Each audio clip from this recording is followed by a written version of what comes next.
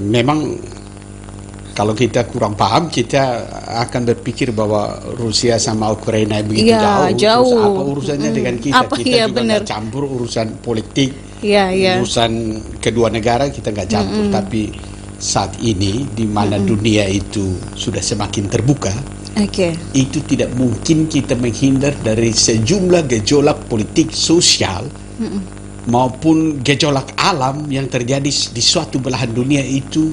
Sama sekali kita tidak bisa menghindar karena hubungannya demikian terbuka. Saya ingat tulisannya Farid Zakaria dalam bukunya 10 Lessons for a Post-Pandemic World.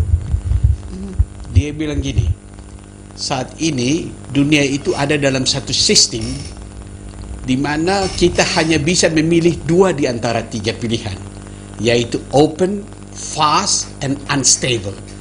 Kalau misalnya kita ini memilih open dan fast, maka pasti kita itu tidak stabil.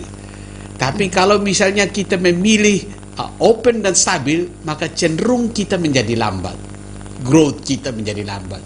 Nah, tergantung dari kita, karena kita pergaulan sudah terbuka, tidak dibatasi. Sehingga apa yang terjadi di Rusia dan Ukraina pasti akan ada dampaknya bagi kita. Saya ambil contoh soal pangan ini ya. Sebenarnya pangan ini, soal krisis pangan ini, World Bank itu sudah memperingatkan kita sejak 2007 karena kenaikan harga energi yang menyebabkan juga terjadi kenaikan di sistem produksi pertanian, baik itu mesin, pupuk, pestisida, dan lain sebagainya.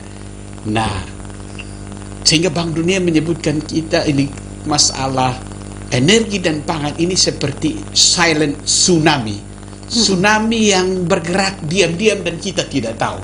Nah, sekarang semakin terdampak dan kita rasakan, sehingga Presiden memberikan warning kepada kita. Kita tahu bahwa kalau Rusia dan Ukraina kemarin itu sampai sekarang mereka belum berdamai, tapi kalau tetap Rusia itu memblokade ekspor pangan, maka jelas suplai pangan dunia itu akan terganggu. Itu makanya Presiden Jokowi terbang langsung ke sana.